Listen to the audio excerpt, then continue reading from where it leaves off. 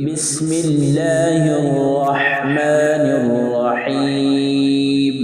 القارعة ما القارعة وما أدراك ما القارعة يوم يكون الناس كالفراش المبثوث وتكون الجبال كالعهن المنفوش فأما من ثقلت موازينه فهو في عيشة راضية وأما من خفت موازينه فأمه